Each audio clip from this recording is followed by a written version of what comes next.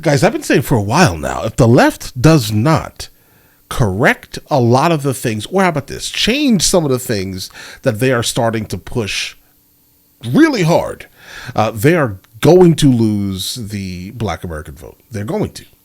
And they're not really doing anything to even stop that, right? They found a new base of individuals that they think is going to basically take them to glory, I guess, right? Not realizing that an overwhelming majority of Black Americans are absolutely sick of that nonsense. All of it. Every single thing that they're basically standing for these days really have nothing to do with what the overwhelming majority of Black Americans actually care about. Right. So before, when they were basically saying, we'll do all of these things, vote for us, and then they never do any of these things, right? They were still, the overwhelming majority of Black Americans were still voting for them because the ideals kind of matched, I guess, right, to a certain extent. Now, bro, there's too much going on. There's entirely too much going on. How are you going to maintain that base, Democrats? You're not, because from what I'm seeing, an overwhelming majority of specifically Black American men are absolutely fleeing that party fast. But either way, let's go and check this out. Say suggestion via Discord, guys. I stood on a corner, walked up and down a street with our crew, and just talked to dozens of people. Is it similar to Wisconsin, where you came from?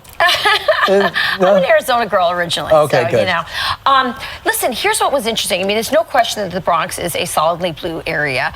But Generally, when things get bad, people are more loyal to their neighborhood. They're more loyal to their family. And that's what the sense that I got. There's also a pride in the Bronx, you know. I know AOC said, you know, Donald Trump, you know, it's an embarrassment that he has to go to the Bronx, you know. These people took that offensively. Right. They're happy he's coming down. They want him to see what's going on. They want him to get a temperature. And that's the thing. You're seeing these polls that show Hispanics and African Americans moving towards Trump. It just feels like data. Right. You go into this, you go there, you actually talk to the people. It really brings it home. You really feel that the polls are right. And I think Donald Trump is going to be very pleasantly surprised by how welcomed he is in the South Bronx. Take a look. I see Democrats now coming out and they're like, oh, Trump is not welcomed here. Who are you? I think he should definitely come to the neighborhood. He should come. He should check out the people because, see, Trump is for the little man. Donald Trump is coming to the Bronx. Are the other boroughs going to be jealous? I don't know, but I hope so. Trump is doing something that no one else has done. He's giving such a respect to the Bronx. Before Trump, you know, it was not really considered. Like, would they really go into the Democratic strongholds? Would they really go into the poor neighborhoods? One of the very important things that I wish the Republicans would understand is that even though you have, and you look at the registers and you see how many registered Democrats are in the Bronx, and you say 80, 90% are all Democrats, not all Democrats vote Democrat. And that's the reality, right? And so I don't want to stop her really quick. I don't want to stop her, but the thing about this here is that if things do not change for the individuals that are in the Bronx, specifically with this wild and crazy migrant crisis that's going on here in this area, like, they're being affected drastically, and this in itself is enough to turn the overwhelming majority of people that are there and actually have to see this every single day, deal with their schools closing because of it, right? What do you think they're going to do? They're going to rebel. Absolutely. Democrat or not. They're going to be like, listen, these guys are saying you want more people coming. These guys are saying we can stop it. Bro, stop it. I'll vote for you. That's basically what's happening here. I happen to be one of those Democrats that hasn't voted Democrat since the age of Ronald Reagan. I've been intrigued by the impact of the trial of Donald Trump. And as a Hispanic myself, it looks familiar to a lot of things we've seen in Latin America. Absolutely. I know a lot of friends of mine that are Cuban, and they're frustrated. Yeah. Cubans, you got Nicaraguans, they see this in their country. That's why they left. I happen to be one that I'm still asking, what is he being charged with? What is he being charged with? I'm still trying to figure that out. And so I think it's not just me, because, we're not dummies. Then I'm not sure you're looking online. I'm not trying to be disrespectful here, but I mean it's obvious what people are being charged with. You can Google that. Okay, even though Democrats sometimes treat us like we're dummies. People that weren't interested in politics, now they're watching a sham trial. They're watching all these things happen, and they're just like, what is going on? That is good. Rachel, I know a number of New Yorkers appreciate Donald Trump because he's a New Yorker. And even though he now lives in Florida, but he understands what it's like to be in New York City. Yeah, they feel like he's one of them. And he chose their area, their neighborhood, to come visit. And, you see all the organizers out there putting up posters saying, "You're not welcome here, Donald Trump." I did not get 1 ounce of that from when I was down there. I was literally shocked by how open-armed they are. And by the way, some of these people mentioned the trial. The trial, I think, is a double-edged sword for the Democrats, especially with Hispanics. It's like, you have them trapped here in this kangaroo court. Guess what? It's an icebox. Yeah, some of them are noticing that it's a kangaroo court. And if you're from Latin America, you've seen the politicization, the weaponization of the justice system against opponents in this way. You left those countries because of that kind of corruption and Marxism, frankly, and they're seeing it happen here, and they're not dumb.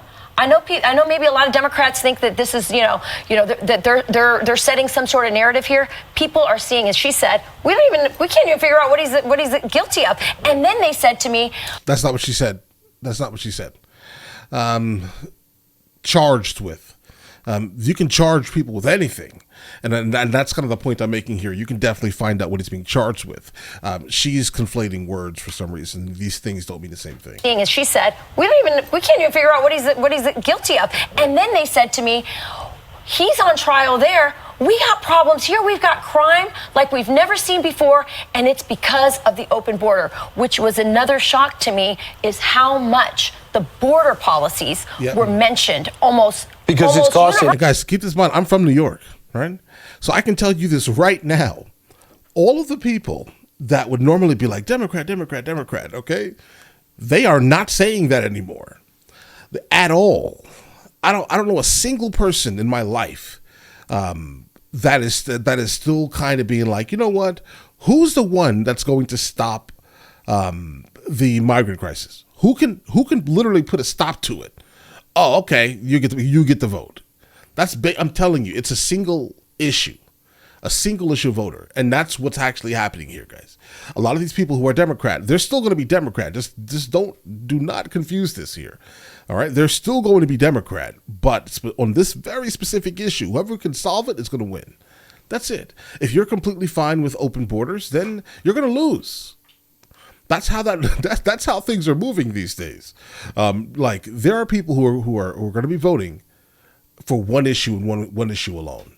All right, they don't care about the parties. They don't care about none of that nonsense. They only care about who's going to put a stop or who's going to make an attempt to, at the very least, put a stop to this craziness, guys. Personally, by everybody. We got about 82,000 people here illegally. We are housing and feeding. Yeah. We're trying to kick them out after 30, 60 days, and they're not leaving. Well, they're not on the Upper East Side. Right. They're going to the Bronx. Right, and they're taking over the parks where their kids play. That's exactly right. And that's what they said. They said, our service, we're poor.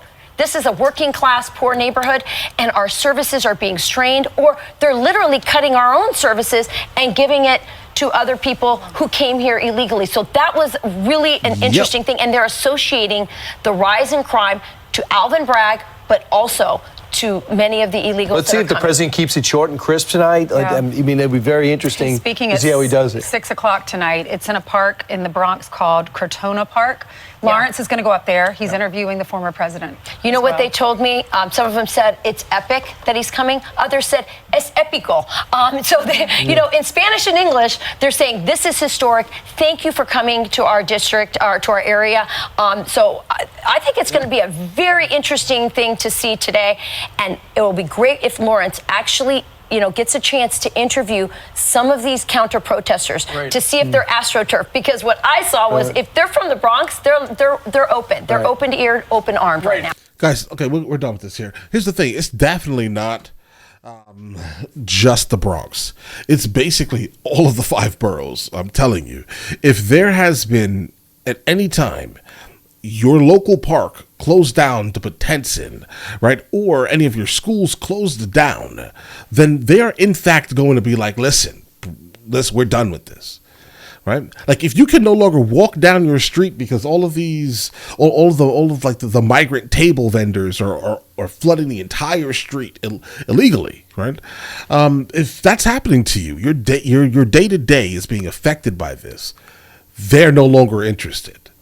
Generally, it takes people to be affected by something before they actually ever care about that said something, right? So yeah, it doesn't surprise me, and this is kind of my thing here.